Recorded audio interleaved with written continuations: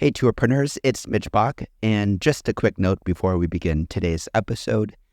Tourpreneur is currently sponsored by Google. We're thankful for their support of our community, and we are offering with them a completely free course helping you unlock the power and potential of Google's Things to Do program, which is specifically helping tour operators add their tours to Google in new ways that gives you new exposure and more direct bookings.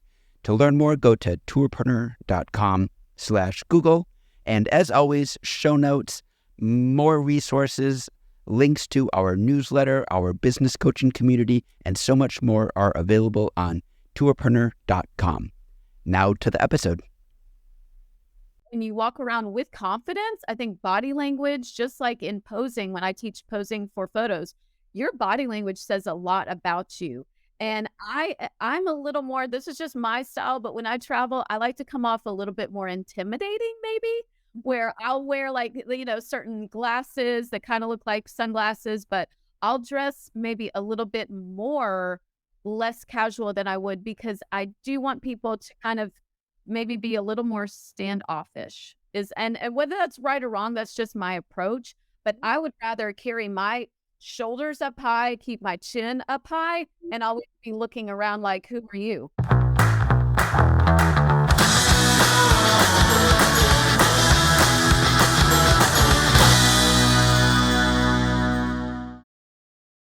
All right. Well, hello, everybody, and welcome to Tourpreneur Podcast. I'm Christy Hunter, and I'm here with Sandra Beinacht and Samantha Hardcastle.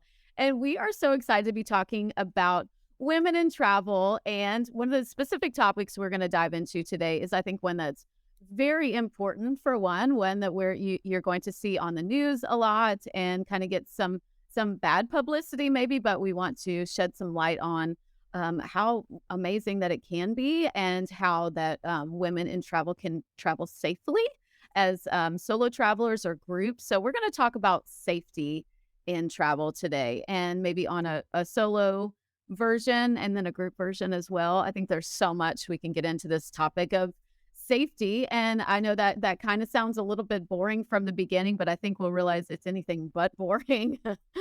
That safety is such an important topic, really should be the number one priority of travel before anything else. So if Sandra, would you like to introduce yourself? Tell us a little bit about who you are and what you do. Sure. Hi, my name is Sandra Weihnacht. I'm originally from Germany. I traveled initially solo, mainly as a journalist, and then got sucked into the happy industry of travel.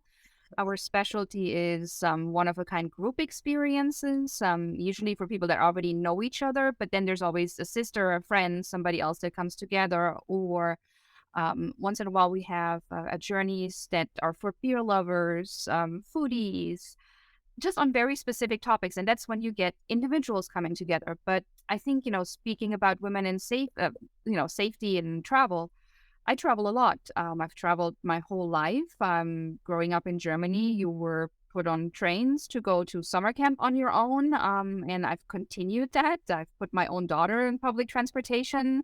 She's 14 now, by herself.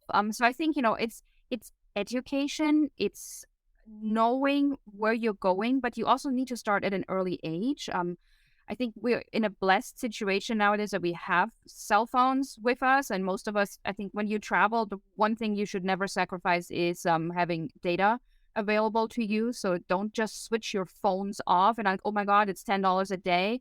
No, I think one of the most important safety features that anybody has, but especially women, are our phones, so that we not only know where we're going, thank you Google Maps, if we're not with somebody else who tells us where to go, and often even if we're with somebody else, we want to venture out on our own, that we can also let people know where we're going, that we check in with the people that we have. And I admit, I sometimes forget that, especially when I travel for work. It could be 3 days before I tell my family that I'm alive, but they do look at the Instagram story, so they know I'm alive. But yeah, I think like the phone is such a vital feature. And, if you need to save, you can get a local SIM card. Most phones allow you to have both. You don't need to download major things while you're traveling. But I think having a phone and having an active phone connection while traveling is a must.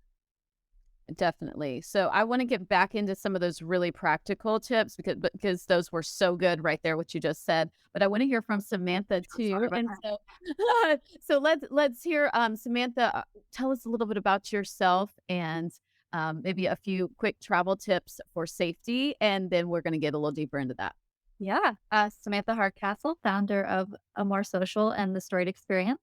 I've been working with tour operators at pretty much every kind of tourism experience over the last 10 years. And um, one thing I spend pretty much all my day doing is learning about travelers and learning about their behaviors. And actually, something that I study very intensely is the idea of safety, but not so much safety from a physical standpoint, it's more so safety from a psychological standpoint.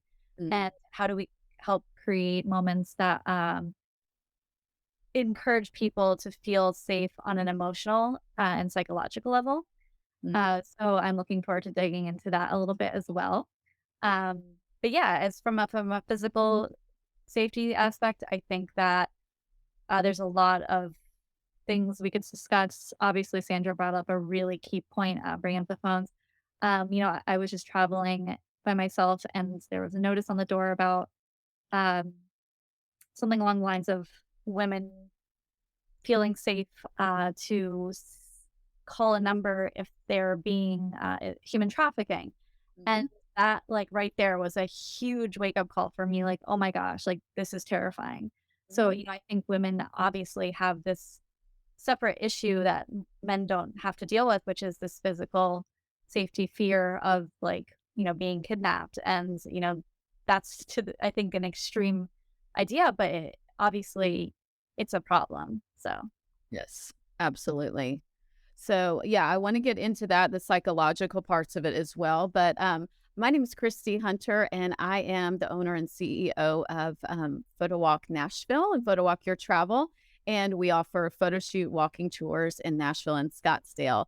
And I'm also an avid traveler myself since I was little, been traveling around the world. And I do have two teenage daughters and just got back from Europe with one of them. We went for our birthdays together to France and Germany and had a lovely time in Luxembourg.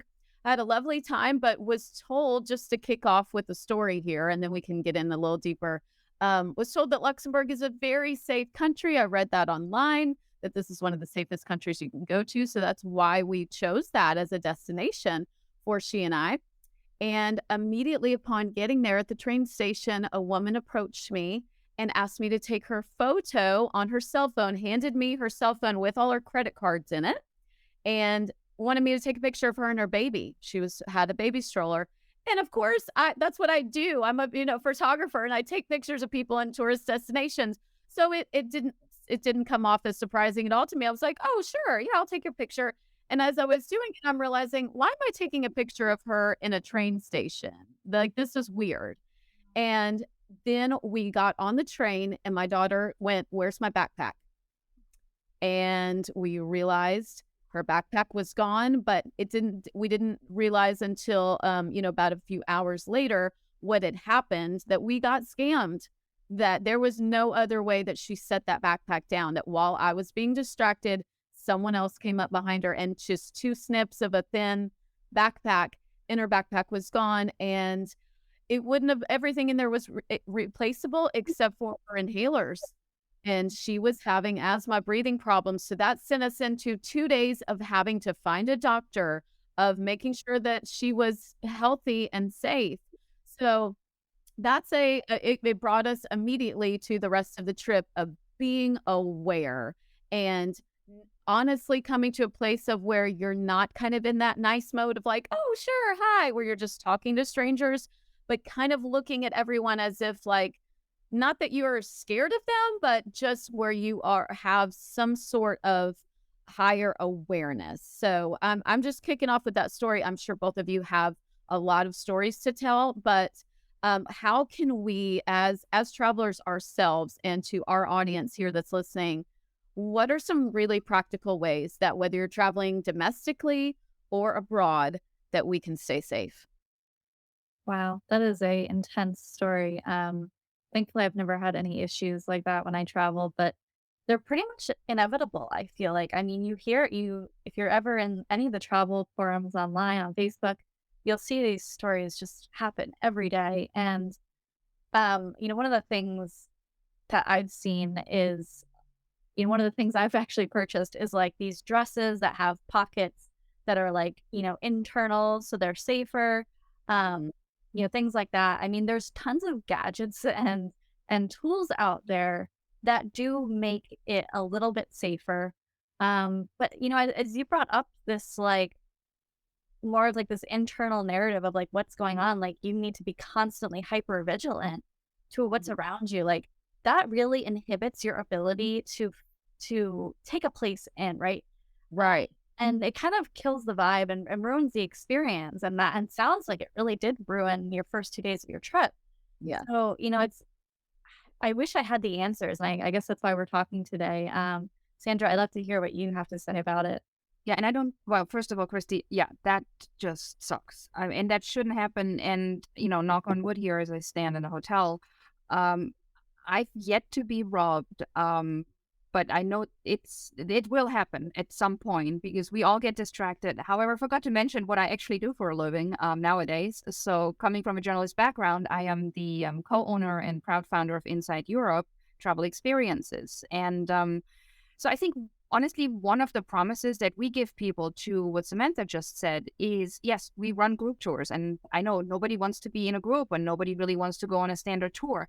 But at the same time, what I think we can offer as many other small entrepreneurs, as other companies that really focus on the client experience, and it's not just a number, not just another choice, we give that additional safety. So, by traveling together, by having a tour director, we call them our hosts, by having that safe transportation where you're going from place A to place B, you have a little bit more of a chance to relax. You're not continuously on, especially as moms traveling with kids, where you wonder about everybody and, oh my God, did you have this? Do we have that? Do we have food? Where do we get the inhaler? I think so being part of a group tour, if it's the right kind of a group tour, can take away the stress and that continuous where now we always need to be aware. Don't get me wrong, but it's different because you go on a vacation. You're supposed to relax as well. So it is nice when you then have somebody else like us worry about you and alert you of these situations. And unfortunately, Luxembourg, beautiful country, but that train station is not the greatest. Yeah. And I'm not saying that to rub it in, Christy, Lord behold, no. But it's just, I think, by partnering with somebody, by having that extra friend that, to just guide you a little bit and make sure that you're aware of where maybe not to go, what maybe not to do. So I think traveling alone is scary. So even wherever I go, I check in with local friends. I talk to the concierges just to make sure, because Google doesn't know it all, and it's good to connect. Yeah. And as Samantha was saying, different like dresses, clothes. I mean, just from a practical perspective, I know we looked very American and we looked very touristy. We were wearing loud clothing and but also I don't want to change that. I don't want to detract from who I am. I want to travel as myself. Some people told me, oh, you should have dressed down or, looked a little bit differently. I'm still going to be me, right, wherever I'm at. So whether I have, glitter in my hair or a shiny dress on, I'm still going to be who I am in that country. But whatever I'm wearing, maybe I need to take more of the lessons we learned was to also split up your very vital belongings. Like both of her inhalers shouldn't have been in that one backpack. We would have had one somewhere else and another one. Also your credit cards, having their little things you can stick on I've got a little pouch that I hooked on the inside of my bra that carried my very important credit card, and then I had a couple other ones stashed somewhere else so that if worse, and it may not even be safety, it could be just things getting lost, or even on our own, just losing things. So maybe some different ways that we can just carry our things a little more consciously too. And then Samantha, I think you were mentioning to listen to your inner voices. So I think that's something that we need to do so much more when we travel than when we're at home. Like if your gut feeling tells you to not walk down that road, then do not walk down that road. And if you're like, you know what, I'm too tired, maybe I shouldn't go out. No, don't go out. So at home, you feel safer, you know how it all works. But when you're alone and when you're traveling, trust your inner voice. And you can't always do it all. You shouldn't do it all. Take care of yourself, because otherwise, not just from a safety perspective, but if you travel like a maniac and cram too much into the day, you might end up getting sick halfway through the trip and then miss out on opportunities. So I think safety is also looking out for your health, staying hydrated. I wish I would drink a lot more water, and I need to. That's just simple things. Right. And I know we all don't like the masks, but honestly, if you're feeling a little icky and you're getting on public transportation, you still got it in your purse. Put it on. Yeah. Yeah. Well, and even, going out and having drinks, I was in Las Vegas for a rival conference, and I was very conscious of being, not having too much to drink because I was by myself. I'm not going to be in a place where, if you're going out, and if I was out in Nashville with my friends, that's very different. And you're not having to drive, but being at a resort or being somewhere, if you're in Mexico or, a Caribbean country where you don't know anyone around, and then you go out and have drinks, you're putting yourself in a position of not being at your highest amount of awareness. Your senses are dulled. That's what alcohol does. So, maybe that's another thing to just keep in mind of if you are going to drink, make sure that you are in a place where you maybe don't need to get a ride back, or you can just walk back to your room, but being ultra aware of that. So, let's get back into the subconscious part and the what goes into our minds when we are experiencing like that feeling of being unsafe. So, Samantha, what if you kind of can get back into that? Yeah, so there's something we all naturally do. It's called orienting. And orienting is this idea of looking around, scanning the environment for dangers and whatnot. And as you said, like this could be really hard to do in a new destination where your senses are actually just flooded with new information. But it's about finding those things that do feel safe. And sometimes it can be about, bringing those safe, tangible things from home to help you kind of reorient your body and feel like you're a bit safer than you might, when we're ungrounded, it can, and we're in our heads and we're very chaotic in that energy, it can kind of exacerbate the feeling of unsafeness. And, you hear a lot of women, especially having panic attacks and, feeling very anxious and overwhelmed when they're traveling. And again, I read just a lot of travel experiences and in like the women who travel groups on Facebook and whatnot. And it's, it often happens in these places where they just don't feel a connection to the local culture or whatever it is. So one thing I would absolutely recommend doing months in advance is read as many books as you can about the culture to familiarize yourself with their behaviors and the things that they do. And this is, I think, really important for hosts and operators, is to give people a crash course in the local culture that they're going to be in. Mm-hmm. You should not be like, don't assume that the traveler is doing all of that research on their own. Like, help them, guide them, help them familiarize themselves. That way, when they arrive there, they're not coming in with cold feet. Like, they're not coming in completely blindsided by some of the cultural differences that can make them feel uncomfortable, right? That's such great advice. And, I always say we have an app for that. But it's not a general app. It's an app that we create for each and every single group. And then within the group for each and every traveler, we put in personal recommendations.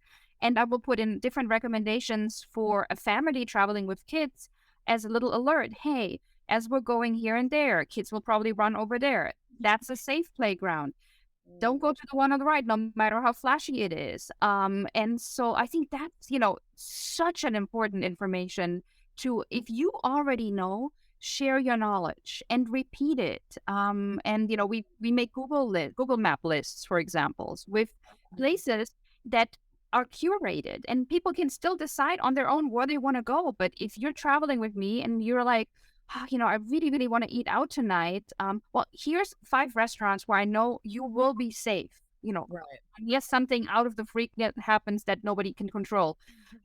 So giving that extra value, sharing your knowledge, sharing your experiences. Now, not everybody reads what you give them. Not everybody listens when you talk. So it's also repetitiveness is really important. And I have to say, what's other really important, it actually will affect me in like 30 seconds or so, is keep your devices charged. So I will be right back with my cable because my laptop, unfortunately, is not fully charged. And I think that's something else. Like as you transfer from one destination to another, you might get stuck on a train that doesn't have power cable. So bring a power bank. Being connected is great, but also having the right juice for your devices is really, really important. Absolutely. And you don't know that the place that you're in will have a place to even go buy it. I mean, in Luxembourg, we had we lost a power cord and did not have a place to go buy it. There was not just like a corner store. So you never know. I mean, unless you are just in somewhere like New York City where there's everything at your fingertips disposable. But I think that that's such a key thing, is to be prepared physically with the things that you're going to need to charge as well. And as for myself as a tour operator, I know, back to Sandra's point about our responsibility as tour operators and women in the travel industry, voices like Samantha, to let people know, whether that's through blogs, whether it's through guides, or just on the ground. I know when I have a group of bachelorette party girls, I'll usually ask them what their plans are, what they're doing that night during our photo shoot time. And I will usually give them a little bit of I feel like kind of a mom to them, but I will say, like, y'all be careful on Broadway. Watch your phones. Don't have your phone out in a pocket or just, set it on it. Be aware, because I've heard stories of, yes, people steal phones on Broadway. Yes, girls can get trafficked in Nashville. That is a real thing. Like, please don't get so drunk that you are unaware of who you are and where you're at, because then you put yourself in the position of being a prime target. It's one thing to be standing in a public place and something happens to you and that is completely out of your control. But if you have the ability to control it, then take those steps to ensure that you are going to be safe. And being drunk in public is sadly, it's a very unsafe thing to do. Yeah. And rely on local resources. Get a guide. If you want to go on a pub crawl, go on a pub crawl, but then go on a pub crawl with another group where you're safely taken care of, where, somebody is your designated driver. And I think that brings us again to those tour companies that can help and assist in keeping travelers safe as long as they really want to, Yeah. Absolutely. Absolutely. Well, Samantha, I want to talk to you a little bit more about how to just give us some more practical tips on when you're traveling, either solo or in a group, and some of the mindset behind that. Yeah. Wow. I mean, it's this right now, the time that we're traveling in, we're coming off of 2 years of feeling very unsafe. And I've had this conversation with a lot of people. Like, our physical safety was severely challenged with COVID. And our bodies, I don't believe that our bodies still feel safe. I think, after 2 years of fearing leaving the house in fear of your life, that can take a huge toll on your nervous system. Mhm. And so, a lot of people, like myself included, we were all like, oh, we got to get out of the house. I want to go travel. It's been so long. I need to travel. And then we go out and we travel and we're like, oh gosh, like, this is disorienting. I don't know how to behave in public. Like, my body, your mind says one thing, like, oh, I need to travel. And your body's like, oh gosh, like, all these noises, it's intense, it's scary.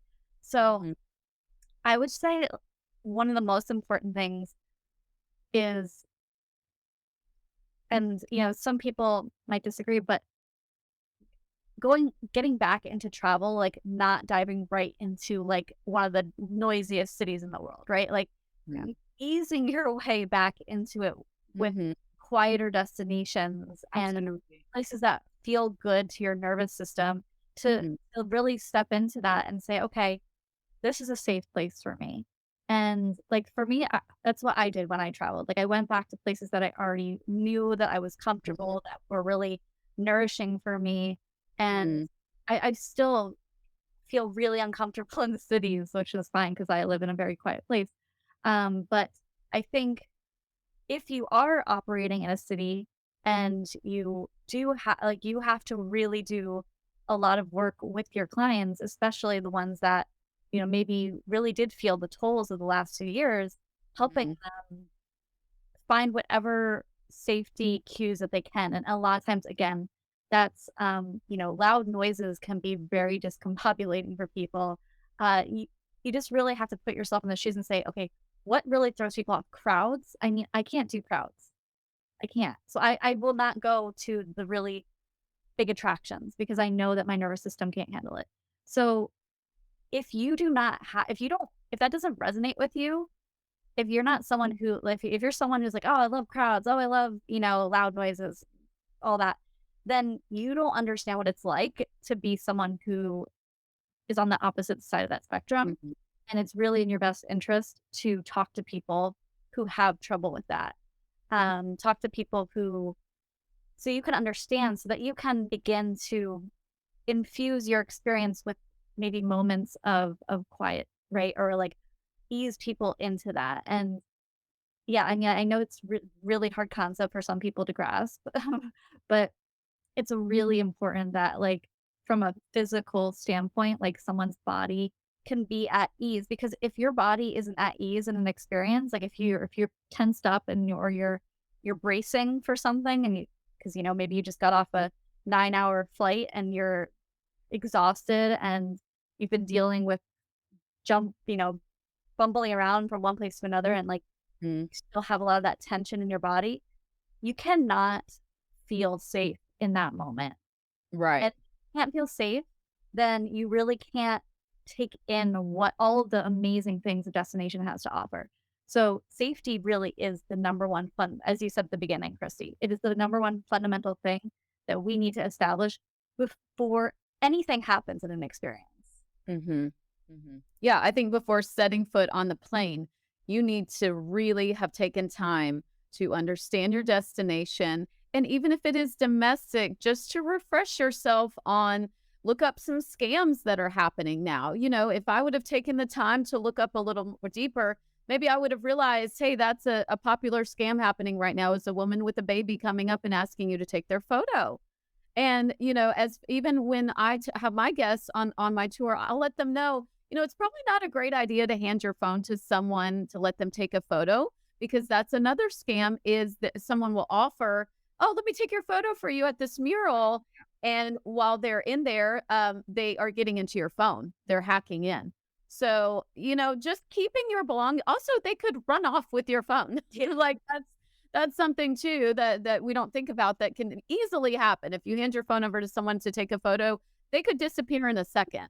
So, maybe doing things like Sandra was saying, where you are going with a guide, doing a professional photo shoot where someone is, you are have a recommended and validated resource, a guide who's going to be taking care of you during that. And you don't have to worry about your phone getting hijacked or run off. So I think those are some key points of, first of all, doing your research, staying in on the top of scam trends, and just knowing the area, and then taking practical ways through your clothing, your packing habits as well, and some of these newer, cooler inventions, or little things like, the things that you can snap on inside of your clothes to have layers, and then also doing group tours or experiences, and sticking with folks from that area that are guides. And then one more thing I thought about is always knowing the emergency number in a country that you're not familiar with. I realized that in France,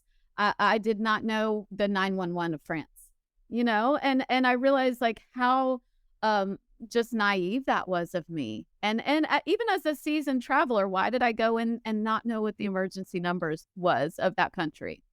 Yeah, there's so many things we don't think about. Mhm. We take our safety for granted We because, do. most of the days we're in a safe place. And Right. yeah, But I like what you're I, saying though too, as far as, like, you don't want that to be the whole tone of your trip, and you don't want to be walking around with this. Like, there's got to be a place of kind of in the middle where you're hyper aware, but then you're also able to relax and have fun and take photos, or do that attraction, or do that even just in the mundane times. I mean, to me, the challenges are the adventure. So when you're sitting on the train station, those moments when you're talking to your significant other, or your child, or your friend, whoever you're with, those are the moments. And so you don't want to be. And I think too that when you walk around in fear, you are, like Samantha said, like, you're projecting that out, and people can sense that vibration. So when you walk around with confidence, I think body language, just like in posing, when I teach posing for photos, your body language says a lot about you. And I'm a little more, this is just my style, but when I travel, I like to come off a little bit more intimidating, maybe, where I'll wear, like, certain glasses that kind of look like sunglasses, but I'll dress maybe a little bit more less casual than I would, because I do want people to kind of maybe be a little more standoffish. And whether that's right or wrong, that's just my approach. But I would rather carry my shoulders up high, keep my chin up high, and always be looking around like, who are you? Rather than, kind of being back and with, I think if you're always also too hovered over your phone, you're making yourself a prime target. But I think that lack of confidence, or maybe walking around in that fear, how does your body language project that? Is that a key thing, Samantha? Oh, yeah. And I think you've hit on a really key point is, as tour guides and leaders, you really set the tone for the people on your tour. So if you can role model the right way to behave within your destination, your guests are going to mirror that. Like, it's just natural for you to mirror the people that you're around. So I would say that if you feel really confident, your guests are going to feel really confident. And that's something that's one thing you can control within your tour. Mm-hmm. And I think from a personal perspective, what you should do now more so than ever is also plan ahead. So don't just, land somewhere and I'm like, oh, I'm going to find a hotel. Oh, I'm going to get on a train.